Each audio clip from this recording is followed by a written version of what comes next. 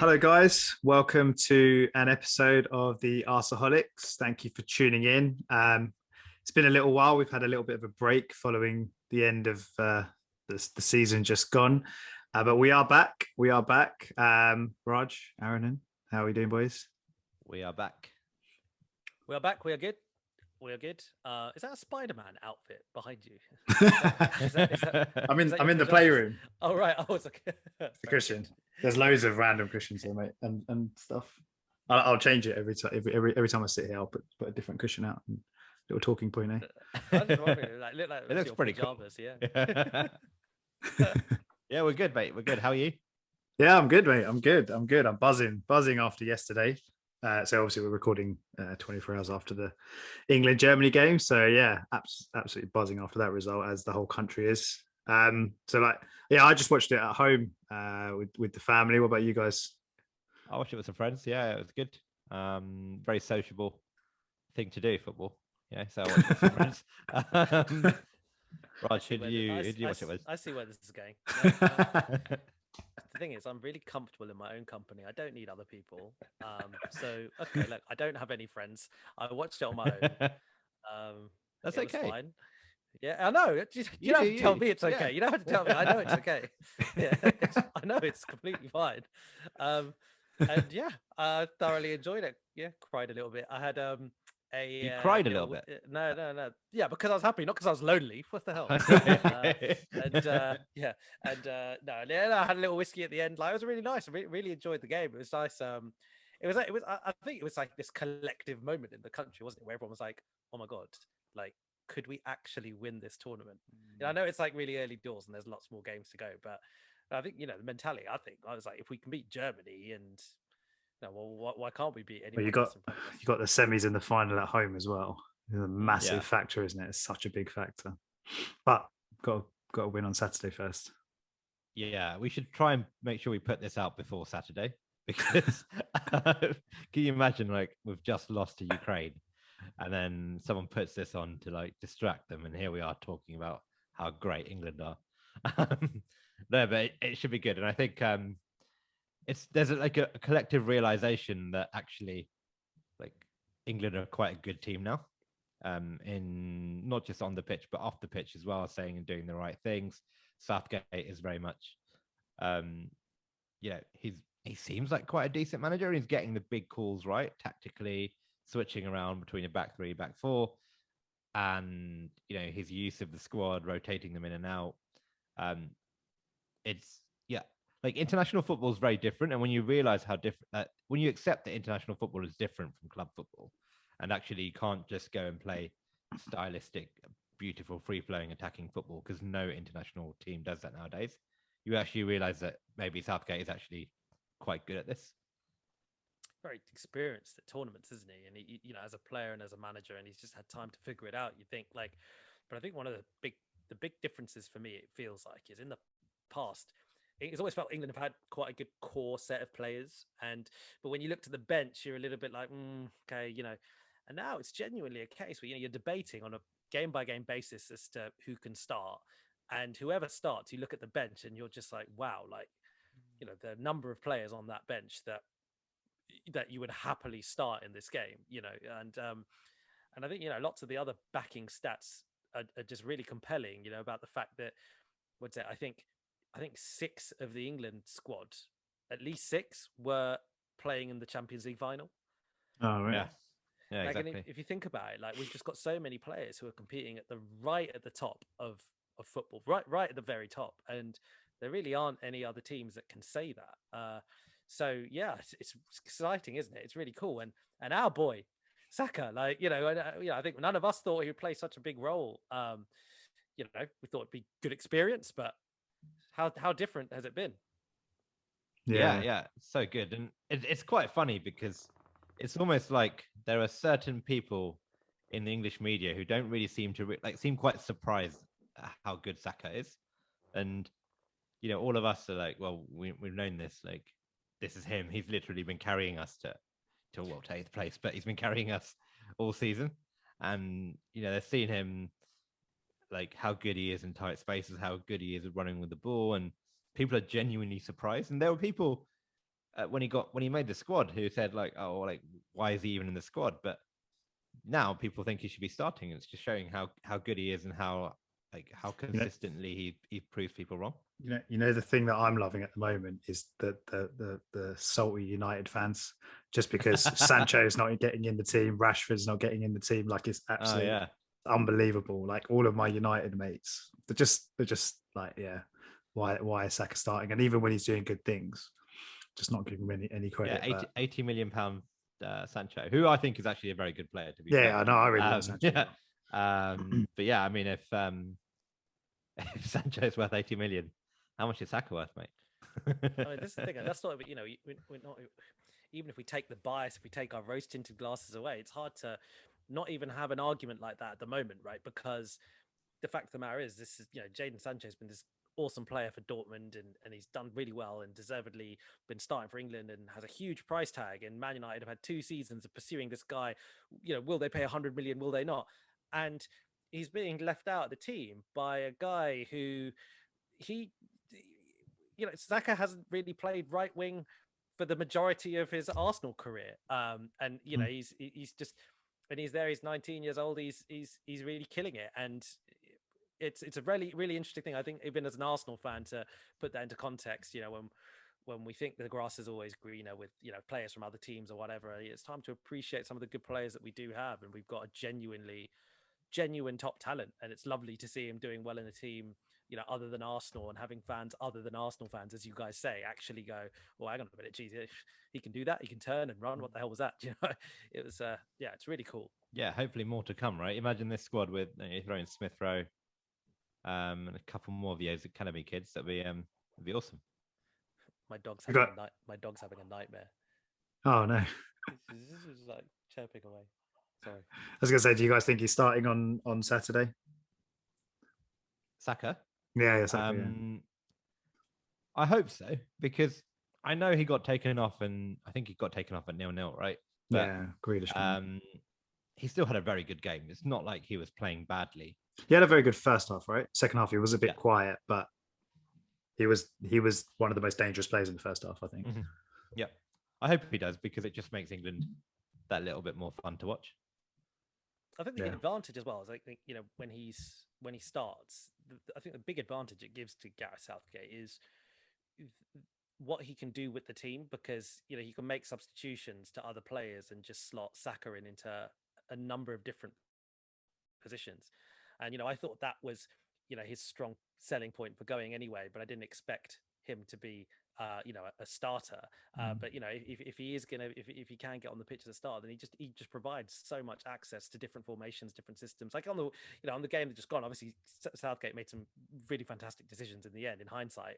But he could have said, "Oh, actually, I want to take off Luke Shaw, and I'll just move Saka to left back."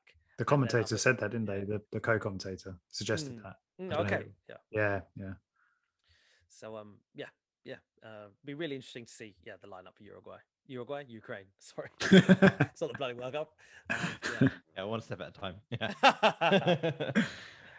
Yeah, no. Let's hope I hope he does start, and hopefully he puts in another good performance. Seems to be a key player for Southgate. So yeah, no, it's really nice to see, isn't it? Really, really nice to see. And just to end on that, you mentioned Mize. I remember you said when we were talking, and we were talking about the England squad, and we talked about the pros and cons about Saka going. And I remember you were probably the one out of all of us who said the most about how it will be a really good experience for him, even if he doesn't play, about learning. To be honest, I didn't at that time think that was that big a deal. I was a bit like, well, like, okay, whatever. But I think you're completely right. Like, I think, from hearing his interviews and just hearing, other players talking about him, and even kind of seeing training footage, you can tell he's really getting a lot out of this. He's really like developing. So from a development point of view, completely concur. I think you were spot on. I think he's going to come back a better player. I just hope he gets the rest he needs. So, but the rest, and the other thing, I think I might have said this before as well. The worrying thing is obviously he's now pally with a number of players from Chelsea, City, United, etc., and you just don't know what these guys are saying to him. And that's a little bit of a concern, because if we have another crap season, I think we will be asking that question: how much are we going to sell him for? Maybe he's convincing the likes of Grealish and Rice to come to Arsenal. I mean, yeah, it's a bit of a long shot, but I agree. I think initially I wouldn't have been too upset if he wasn't selected, but I can see there are significant benefits. The one thing I'm a bit worried about is, the pressure the media puts on regular England players once they become regulars. You've seen what the media have done to Sterling in the past. And I just hope, if Saka does have a bad game, that I hope the media don't, turn their backs on him like they have done with other players, but I hope he can kind of just ignore that stuff, because it eventually will come, and that's part of the territory with England players. Yeah, absolutely. I'm kind of hoping that he will benefit from the fact that the media have had so many very public fuck ups, basically. Do you know what I mean? In how they've treated a lot of our younger players. And, Saka comes across as an extremely polite, respectful guy. And, he's incredibly likable. So I think that will help as well. I just hope the media have learned their lessons, and probably don't put that kind of pressure on him. And if he does ever slip up, because he's young and who knows, I really hope, he'll come through it and he's not pulled over the coals. I'm optimistic he won't. I think it sounds like he's got good people around him, doesn't he? Mm-hmm. Definitely. Do you ever chat about some of the other players our players who've been on international duty, obviously in the Euros, Copa America? There's been quite a few actually, but one of the ones that's had obviously a pretty good tournament and a great game the other day, I think he was man of the match, was Granit Xhaka. But obviously he looks like he's on the way out to Roma. But yeah, what do you guys think of that performance? Because it was, he's going up against probably arguably the best central midfield in international football with Pogba and Kante. And he was immense, wasn't he? Yeah, he was. He was very good. And this isn't surprising, right? He's had a good second half of the season. He's, probably on his best run of form for a long time.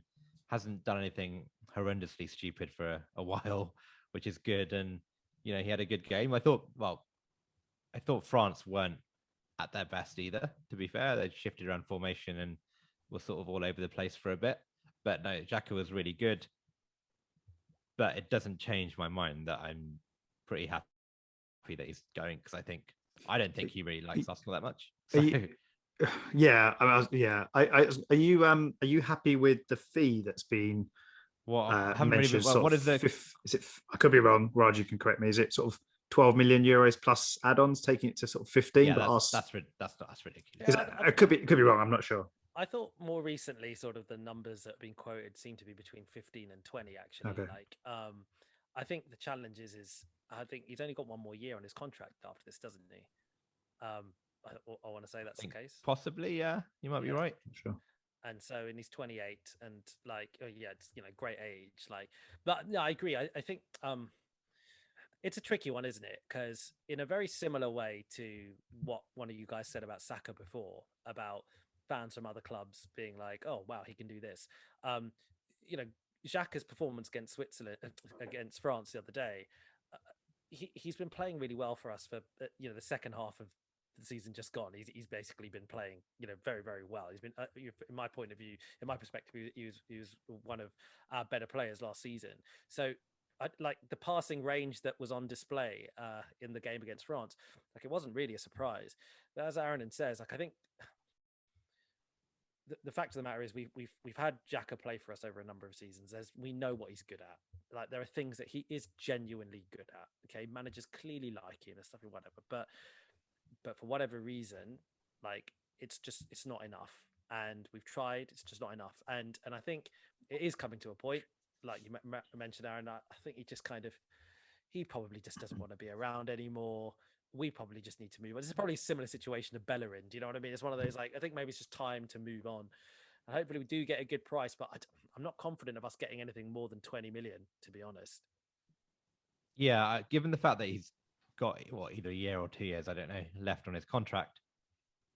I think, I don't think he's suited to another Premier League club. I think what's going to happen is he'll go, if he does go to Roma, he'll go to Roma, and I think he'll do quite well, because a bit like international football, Italian football just is a little bit slower and, gives midfielders the time to, find their rhythm, find their space and just dictate a bit more.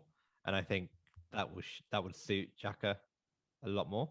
So, you can see him going to somewhere like Roma and being, I don't know what Jose Mourinho will do to him, but being one of their better players, right? A bit like how Mkhitaryan went there and, got ridiculous number of assists and goals for them. So just because he's gone and goes and does well somewhere else doesn't mean that we were right or wrong to sell him. Yeah. I think it's clear he doesn't really want to be here. He's been, quite open about the fact that, he's talking to Roma and Roma are interested. I think he, when he arrived in Rome for the game, he said like, "This is a beautiful city." And then he said something like, I think the interviewer asked him, "Can we do the interview in Italian?" He said, "No, not yet." So Wow. like, I think he's very much looking forward to leaving. I'm looking forward to him leaving. I say good player, didn't really hit the ceiling he probably could have hit, and I'll thank him for his service, but I'm not going to be too upset that he's going. Yeah, pretty much agree with all of that. Yeah. And like I said, there's a few other players. Kieran Tierney, Bernd Leno, obviously they're both now out. Their teams are now out, which is probably a good thing, really, especially Tierney, because he wasn't even fit, was he, for the first game, was it? So, and he seems to be the kind of player that, well, if he picks up an injury, then he's out for sort of 6 weeks, 8 weeks. So I think good thing that he's back. I mean, any thoughts on, I'm trying to think if there's any other players at the Euros, but obviously Leonard didn't play, so just Tierney, really, I believe. Anyone else? Have I missed anyone? Not in the Euros, mate. I mean, there's a couple of players elsewhere in other tournaments, but otherwise, yeah, that's it. And I think it's nice for Tierney to come back and get a holiday, at least a decent break, and super cool that he signed up a new contract the other day. Oh yeah, I forgot about that. Yeah, he did. Yeah. That's smart. I like. It feels like a while where we've actually just got a player who's on form to just sign a new contract without much like fuss or nonsense, and everyone agrees that he should be given a new contract.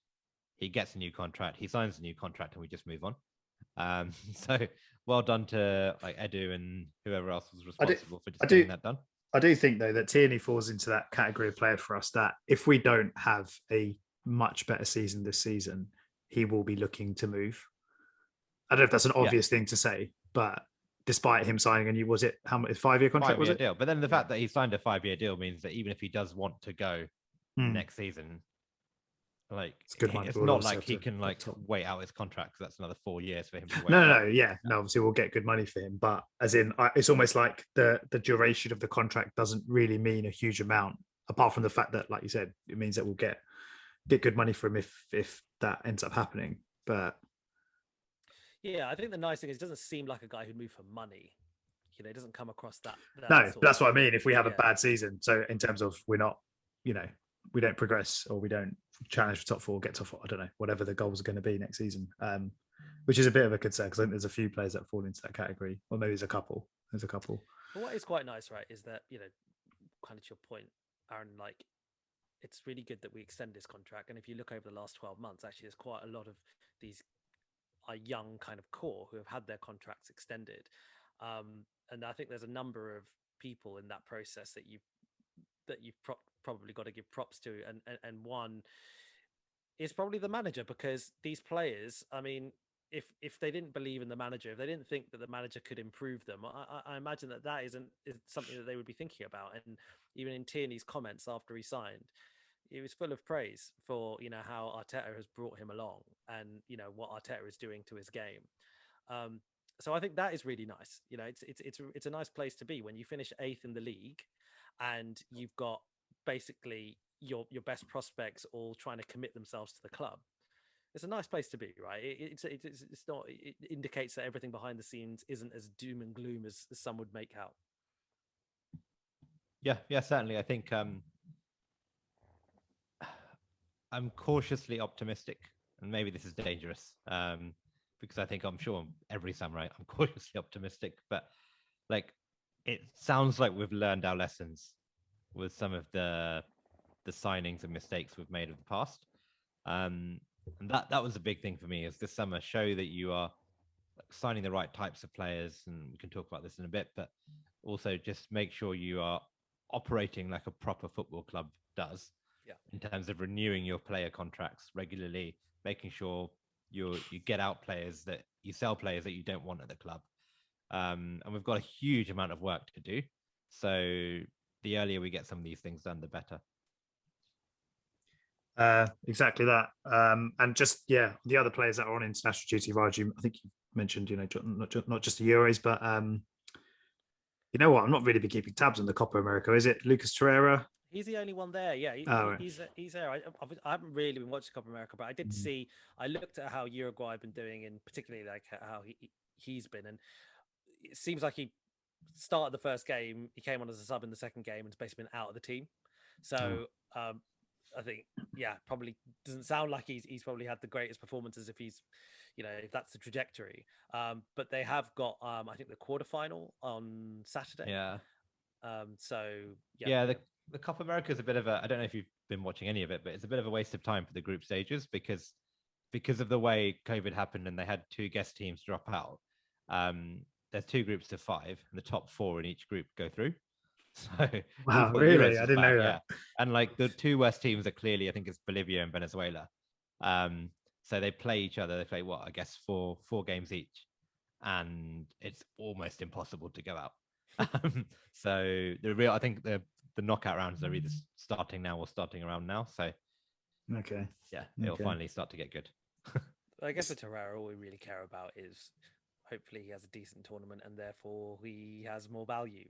I think we've resigned ourselves to the fact that he's not going to be an Arsenal player, right? Looks like it, doesn't it? It looks like he wants out. Should we have a chat about transfers then and links? And I think so, because I think the only, aside from that, the only international stuff is obviously we've got Gabriel, who is with the under-23 Brazil squad in the Olympics. The only annoying thing about that is it starts late, doesn't it? It basically starts at the end of July.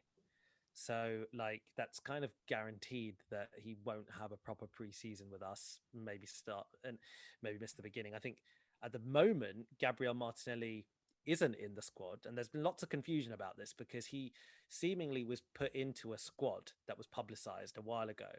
And but it turns out that seems to have been just like a provisional squad, and he didn't get into the final squad.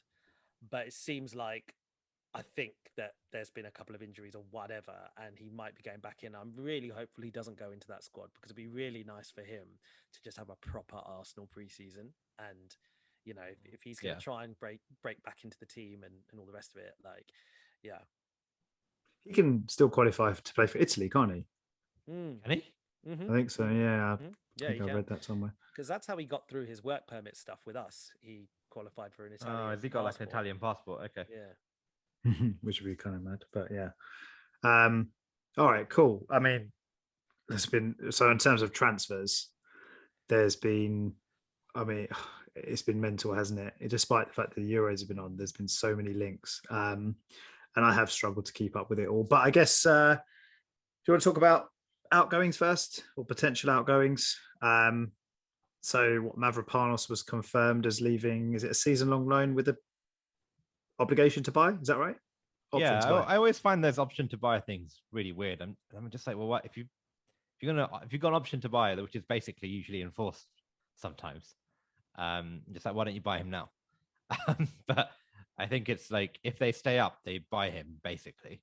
But if they don't, if they get relegated, then he could come back. Yeah, it's an obligation to buy if they stay up, and it's an option to buy if they go down. Yeah. And it's an option, I think, which is a smaller option to buy. To be honest, Aaron, I imagine some of it, like some of the reason they do these deals is because of finances and liquidity. Oh yeah, whatever, like, absolutely. Whatever, like, but you were a big fan of Mavropanos, weren't you, Raj? I can imagine you're probably quite sad that he's not really going to give a chance. Do you know what? It's probably it would probably be wrong to say that I knew enough about him to describe myself as a fan. I think the way I looked at it was, we signed this guy. We thought he had talent and potential. He was, as I said, like I think he was Mislintat's first signing. Clearly, like we rated him. Played a couple of games for us. I thought, massive guy, quick. Oh, he has ingredients. He's very young. We've loaned him out, and seemingly he's done okay on loan. So in my mind, like that's all the things happen for you to suggest that yes, this guy could be a decent player. So I think it just confused me a little bit that we didn't then like what more did we want him to do? It could be that the devil's in the detail and they've really looked at his season at Stuttgart and thought, okay, yeah, there's some good stuff that he did, but actually, like, we don't actually think he's good enough. But maybe that's the case, you know. And when I looked at sort of the German Bundesliga team of the year, he wasn't in it. He wasn't actually even in the Bundesliga have like defenders of the year as well, and he wasn't in that group. So he clearly wasn't that outstanding. But I like the idea that he was just very big, very fast, and you know, and I think those two ingredients in themselves I thought would be pretty cool. But hey, you know, whatever. It wasn't to be. Did we recoup the amount that we spent on him? Probably about. Yeah, it didn't. I feel like we signed him for next to nothing. Okay, so maybe made a few million, like. But yeah, I think it was more just a case of like the centre back situation of, and I'm sure we can talk about this later on, is already pretty ridiculous as it is, with the incomings and outgoings and contract situations and whatnot. But like, I think you only really keep someone like him if you're convinced he can drastically improve us. And I think, yeah, they weren't convinced that he was significantly better than what we had. And money came in for him. You know, he was probably pretty happy out there. So he thought, you know what, it just makes sense for everyone to let him go. Yeah, it definitely made sense from that perspective because, I mean, Slintat is at Stuttgart. Yeah. And so he's probably there for his confidence. He's like, the guy wanted me at Arsenal, wants me here as well. I'm wanted, you know, like you say, right. Like, I imagine that was a big thing. And look, the pressures of playing for Stuttgart are not the same as the pressures of playing for Arsenal. It's not the same. So yeah, look, I'm fine with it. Like in many ways, I'm in a bit of a trust the club phase, you know, in my mind at the moment. So I think they would have thought about it long and hard and thought, fine, whatever. But yeah, I wish him well. Like I do hope he has a good career. Like because he's one of those guys that, you know, fine. Like you know, we loaned him out, and there are some other players like William Saliba, for example. Obviously, I still really want him to do well at Arsenal, but oh my god, like the drama around the last year, or the, you know, the kind of like, you know, his comments or his agent's comments and whatever, it's all a bit like, but Mavropanos, you never heard anything about it. Do you know what I mean? He went, he just played, he shut up, he played, and you didn't hear any complaining, and it's not worked out, and he's not so I kind of, it just seems like a good egg, doesn't he? So just yeah, hope it works out well for him. Yes. Okay, cool. We talked about Xhaka, likely on the way out. Who else is there? Torreira, we touched on. Hopefully we get some good money for him. Guendouzi is the other one. What's the latest with him? Well, it seemed like today, what's his face? Fabrizio Romano, I think he tweeted about some other player going to Marseille, and then he tweeted, he added at the bottom of it, you know, Marseille's still trying to get Guendouzi. So it seems like Marseille is still keen on Guendouzi. It sounds like the fee is in that region of sort of 10 million euros to 15 million euros type thing. So yeah, I mean, it still sounds like that's the case. It's interesting that there aren't German clubs in for him on the face of it, because you know he had a chance to advertise himself in the Bundesliga. So yeah, let's see. It feels like our fan base are really not divided, but they're kind of using it as a stick to beat the current regime with. They're sort of like, oh, clearly he's a talent and he's just got behavioral issues. And if this was Wenger's days, Wenger would have dealt with it. And I don't quite buy that. Like, I don't quite accept it anymore. I just think, do you know what? Why do you need to put up with it? Like, why do we need to? You'd have to be an absolute, like a world-class talent, exactly, to put up with that. I mean, I was on the fence a little bit with him. I wouldn't have minded him coming back, you know, if his disciplinary issues and all of that had improved. And because I thought although it was one of these players where it was quite difficult to pinpoint exactly what he was really, really good at, but then he just seemed to almost bring quite a lot to the team, which doesn't always make sense when you say it out loud, but I think you guys know what I mean. Yeah. And obviously his age profile and all of that, and he showed a lot of passion on the pitch, which, you know, fans like to see. So, but yeah, again, another player which sort of wasn't meant to be, and yeah, hopefully he goes on to do quite well, but not too well. If we're only selling him for sort of. Yeah, I hope we put like a sell-on clause, because he feels like the type of player who could go for significantly more if we, if someone manages to get the best out of him. So I hope we sell him and put some smart clauses in. But no, I think there are enough good players out there that don't come with this kind of baggage. Yeah, it's true. Where we've seen how important squad morale and kind of living the right values of the kind of manager and all that stuff has been quite important to Arteta. So I think it's just, like you said, you'd have to be a world-class manager to turn around someone like him if you believe what you read in the papers and stuff. Do you guys think that like a lot of the reason one of the reasons that a lot of these deals are taking a long time to almost finalize, that we knew that Torreira wanted out, know that Guendouzi likely to leave. Do you think a lot of that is just around, like you said, Aaron, and getting a sell-on clause in his contract? Like it's just around these kind of finer details of we're trying to get or squeeze every last pound out of some of these deals, or do you think there's other reasons at play? I mean, okay, short answer is I don't really know, but I think, like, from what I've heard from a couple of journalists, is that there's a bit of a waiting game going on at the moment in terms of, like, nobody really has money this summer in terms of like cash to spend this summer, but everyone wants to sell their players for a lot of money. And eventually something's going to give. So, I think I heard someone say, I don't know if Edu believes that, these Sheffield United players that we've been linked with, he was like, well, we believe that Sheffield United need the money, so eventually they will sell for a much lower amount rather than risk not selling at all.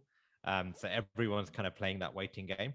I suspect a few clubs are playing that with us, knowing that we need to sell players like Guendouzi, and if they wait, they can get it for a lot cheaper, or get him for a lot cheaper. And I think there's quite a bit of that going on at the moment. Yeah, I think the clauses thing is a case, and I think we've seen with a couple of deals even that we've been linked with recently, right? With the Buendia deal, it felt like that was one of the things that we just weren't willing to do. We weren't willing to give Norwich a sell-on clause for future profits of if we would sell him on. But Villa were like, yeah, go for it, whatever. So it does feel like those little clauses, perhaps, like you're right, Miles. I think what I like though, and I think what Aaron has described is what I like about how we seem to be going about our business at the moment is it seems like we've been given the green light from the owners to say, all right, listen, fine, we do need to sell players and we want to sell a load of players, but let's make sure that we don't look like we need to sell to buy. And we're doing some of these deals quite early. It looks like we're going to get a couple over the line at least in the next week, right? With Lokonga and Tavares, we can talk about that in a bit. But like even with Ben White, all of that stuff, it looks like it's moving, regardless of the fact that we're not really selling all this kind of and I hope that will help us eventually in our bargaining position, because otherwise it is a case of probably people are sitting there waiting and thinking, well, Arsenal need to sell, so they'll just lower the price. But if we can get players in before we have to do that, then fantastic, right? But I have no clue how much money we have this summer. I think that's the main thing. Is like every time I think I know what's going on, we do something crazy like bid 50 million for a Brighton defender. And it's perfectly possible that Kroenke has like actually been like, well, here you go, here's 150 million to go and spend this summer. Forget about selling players. Just go and rebuild the squad. And the thing that Aaron, with that, sorry to interrupt you. The thing that I think like is the added complexity with all that is when you say how much money is there to spend, we think in cash terms. Yeah. And in reality, that's not actually how it works, right? Like, so quite the majority of deals aren't one club handing over a bunch of cash to the other club. Yeah, exactly. Yeah. And so that's where it gets really complicated. Like, I've got no idea how could you? Because if we at the end of the day go sign someone for 100 million, like it might not even mean that we had 100 million to spend. It might be that we've agreed 5 years, 20 million a year. Yeah. So it's just hard. It's hard. And the other thing is wages as well, right? Like it comes into it. Like some of the players that we're linked to, like that I'm sure we'll talk about, they might come with large-ish fees, but they're not going to be demanding 150k a week. And then when you renew those players, they're not going to be demanding 200k a week in 4 years' time, or they're not going to be losing value in 4 years' time. So this stuff is super complicated. It's far more nuanced than, we have this much to spend this summer. This is the money that's there. This is the money that's not there. And I don't think we will ever really be able to say, well, like, I think we just need to stop being accountants so often, and just be like, actually, at the end of the summer, have we done the business we need? And whenever, I think it's quite like obvious, we're never really going to match the spending power of like Man United, Man City, Chelsea, and that's, I think most of us accept that. But are we sensibly rebuilding our squad in the same way a team like Leicester would do, a team like Tottenham would do? Because you kind of assume that we are at least on par financially with teams like that, if not probably a bit richer. Yeah. Any other departures on the horizon? I mean, it looks like the Bellerin rumours of going out are still quite rife, and that he seems like he's going to leave. But as to where, I think there's a big question, right? Like it would seem now the latest link that the media are trying to make anyway is, oh, Hakimi's leaving Inter to go to PSG. Oh, Bellerin to Inter. That seems like the latest thing. And to be honest, I think the Italian league will probably suit Bellerin in many ways. So, I'd still be very surprised to see him as an Arsenal player. I think Fabrizio Romano again today sort of said, Arsenal aren't entertaining loan offers at the moment, which I'm happy about. I hope it doesn't come to that. I hope it doesn't come to that, right? Where some of these players we go and go, okay, no one's going to buy them. We might as well just loan them. Like that'll really annoy me. But I suppose there's a number of other players who I think we think are going to leave. And one of those players left a very cryptic Instagram message, didn't he? Eddie today. Yeah. There hasn't been much said about him. I know there was a story that said we were considering giving him an extension, but that was it. So that he hasn't actually signed a contract yet, yeah? Not as far as I'm aware. Okay. But then I saw a couple of links to Brighton earlier in the summer, but it seems to have gone very quiet. So there are a lot of players who I haven't really heard much about, like players like Lacazette. It doesn't sound like he's really been linked with anywhere, so he's probably going to stay. He's out of contract next summer. Eddie is obviously there. Willian's still around. Some of our defenders like Cedric, Chambers, all these guys are just sticking around, and there's a goalkeeper situation. So, it's still early days, but there is still a significant amount of work left to do on the outgoing front. Fabrizio did say Willian's definitely leaving, didn't he, a few weeks ago? Did he? He did say that. He did say that. But like I said, it's gone quiet. It all has, really, hasn't it? I wonder if it's a case where it's just that because of the tournament and because players are on holiday or whatever. I think like maybe they're all like, maybe you've got a number of these players who are going, actually, I don't want to make a decision about anything over the next couple of weeks. I just want to, and because like a phrase I always find quite funny in the press is, when they talk about a player and they said X player will sit down with Arteta and Edu at the beginning of preseason. I always find that really funny. I'm like, I've like visualizing that about like them basically not having a conversation until that point and then sitting down and having a conversation. Like, surely in reality, that's just complete nonsense. It doesn't work like that. Like, I mean, I refuse to believe there are players who have no idea about what, Arteta regards about, their future at the club until they walk into that meeting in a couple of weeks' time. Do you know what I mean? Like, I reckon if it was like if as a manager like Jose, I wouldn't be surprised if that's how he operates. Do you not think like certain managers operate in that way, where they just like, if they don't fancy a player, they just don't communicate with them for weeks and then just pull them into the office and go like, yeah, I don't want. You wanted to know, wouldn't? So you suggesting even if the player said like, yeah, he might just blank him, sort of thing. I'm sure there's managers like that with like big egos and stuff.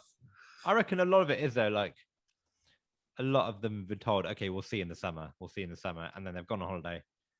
And just Edu and Arteta just haven't got around to making a decision, or like I think a lot of it will depend on like, does the money come in, and can we get a good deal for this player? like I think we've discussed, like most of our players, if a decent offer came in, you'd probably sell them, right?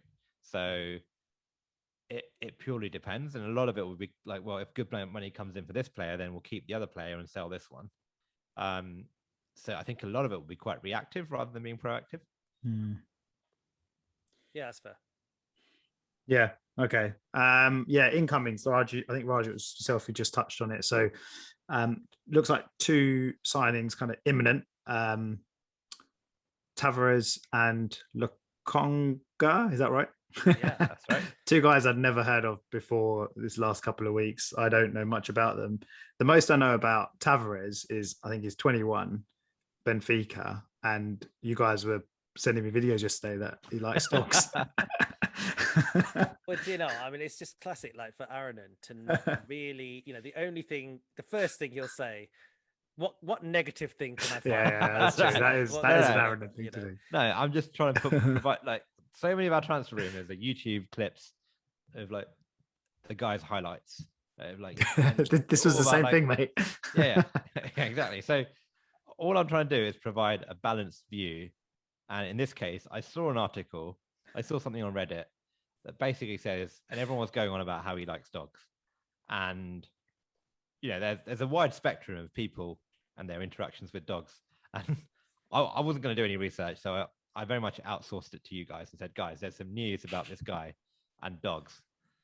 Can you just go and let me know what it's all about? Yeah, it was a bit off key after the investigation. Following the investigation, I have to admit, it was a little bit weird. He's I still haven't watched it. Yeah, I haven't seen it either. Yeah, I have a dog. Mice has dogs, plural.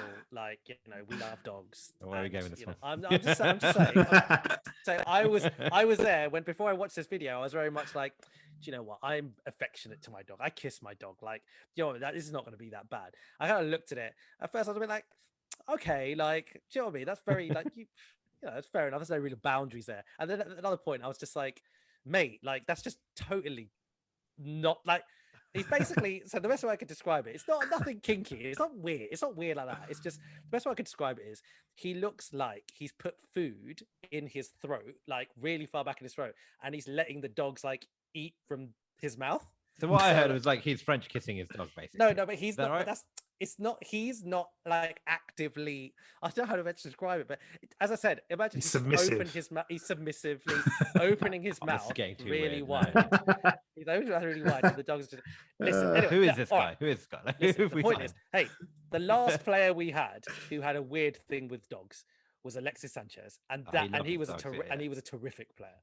Like, fair enough. He was so I mean, like, I don't want to be like Mr. Negative again, but I've heard mixed reports about how good he is. But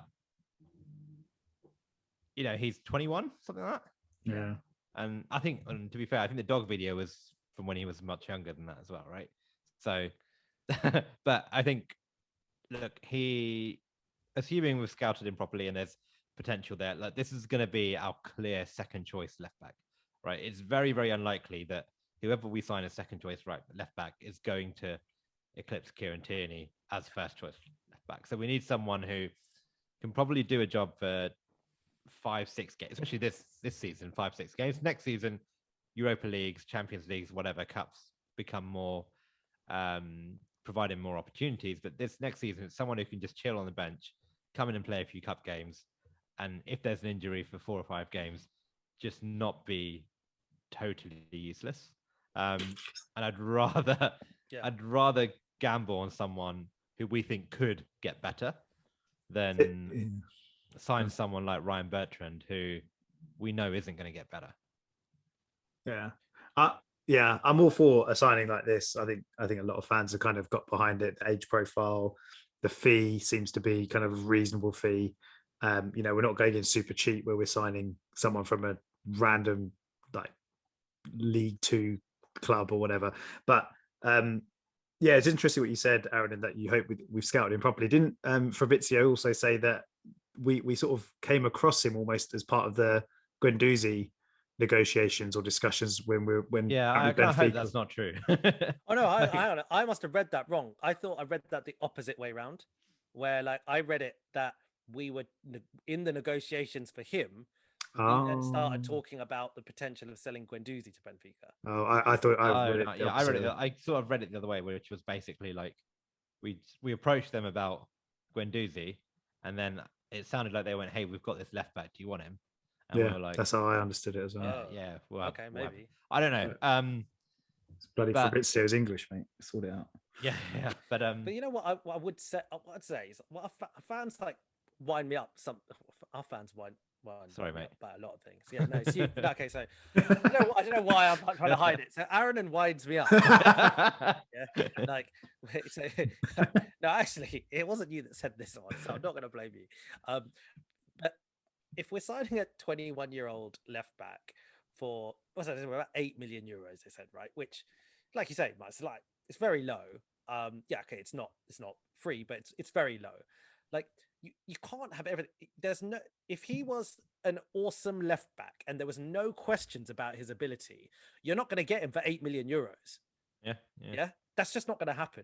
So like you can't have your cake and eat it. Like we can't spend big to get a backup left back.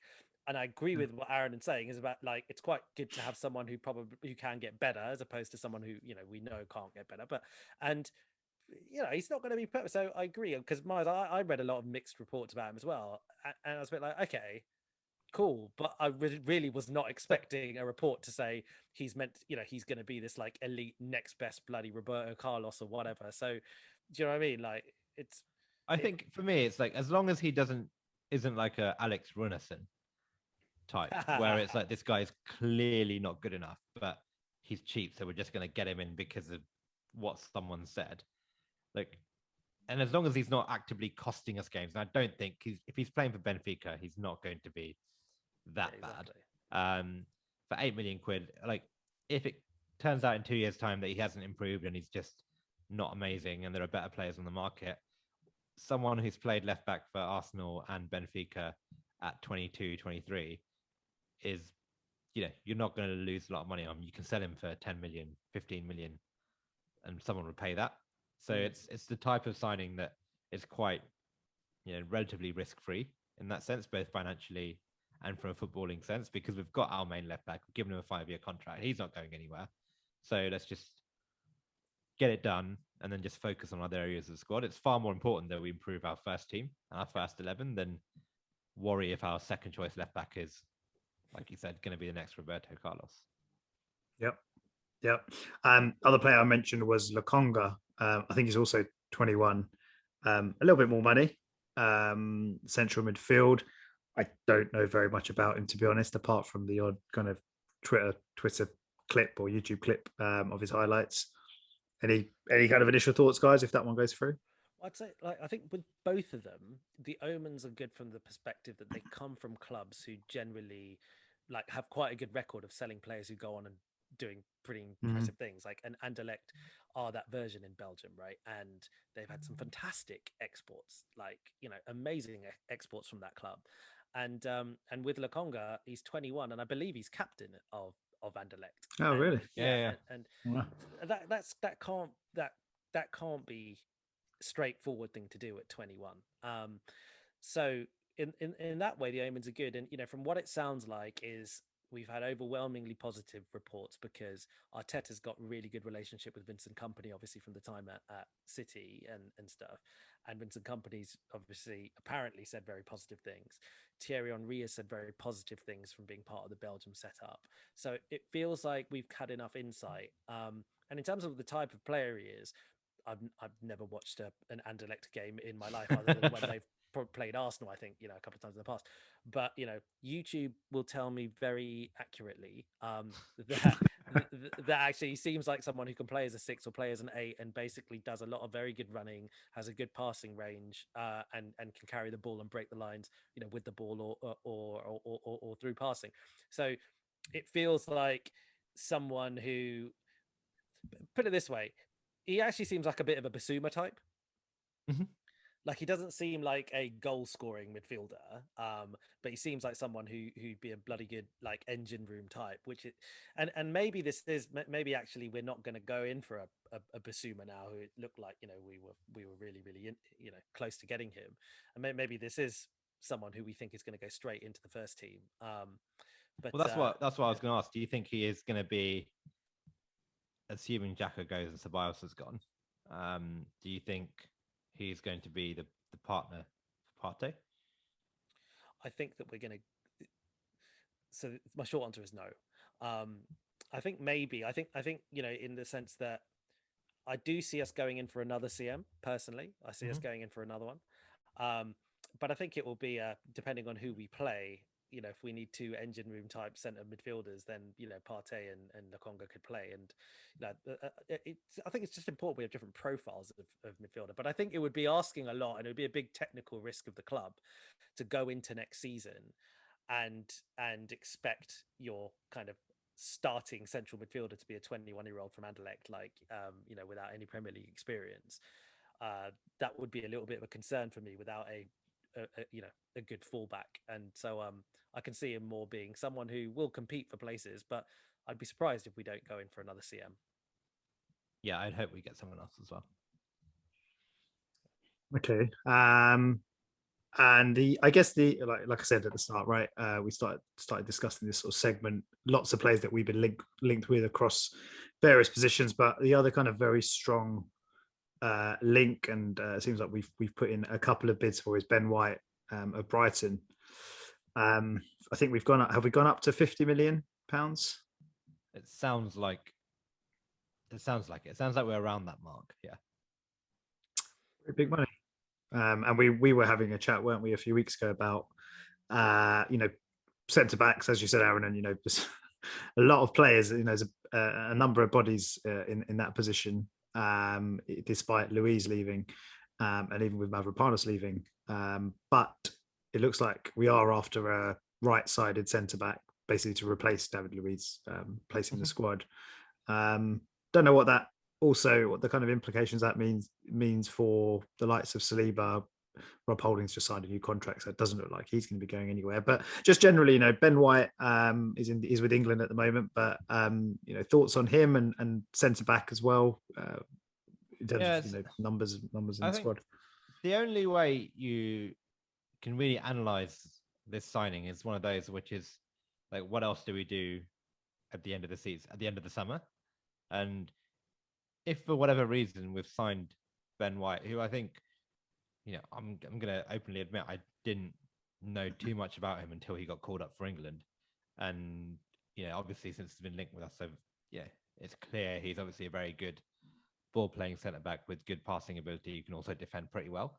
But if we sign someone like him and then don't get something else that we need done because we don't have money, that to me doesn't seem very sensible.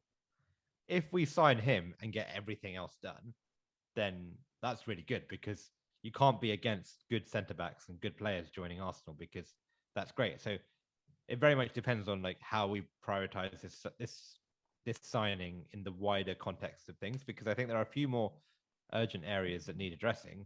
But if we do that plus this one, then it's great.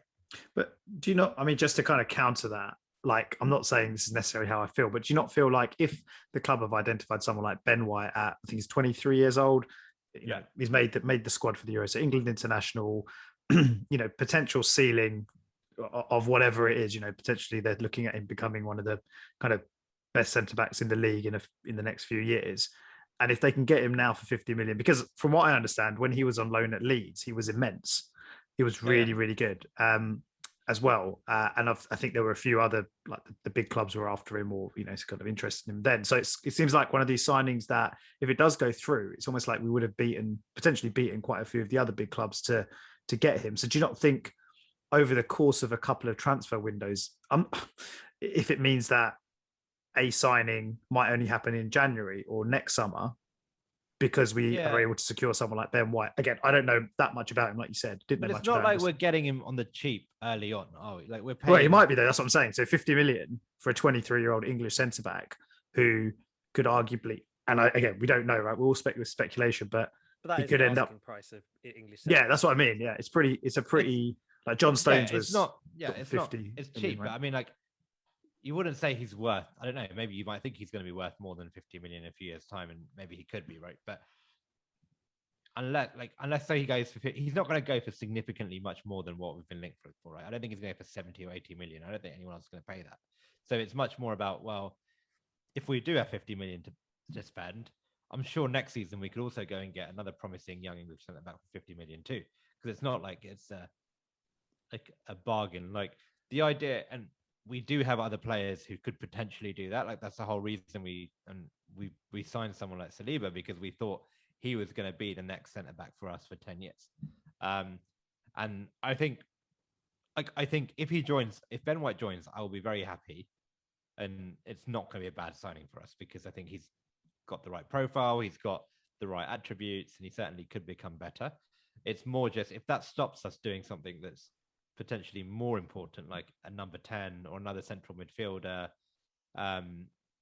or even like a right back, those all seem like much more important areas, given we've got players like Saliba and Holding who, whilst they may not be elite, I certainly think can do a job.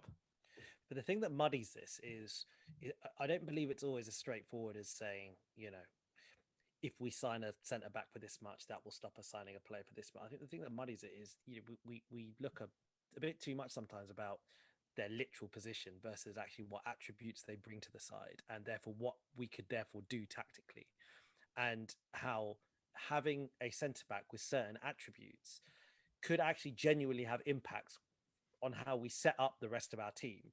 And therefore it might mean that we don't need a certain profile of central midfielder than we thought we did before. And I really think football has progressed tactically to a point where things like that are important.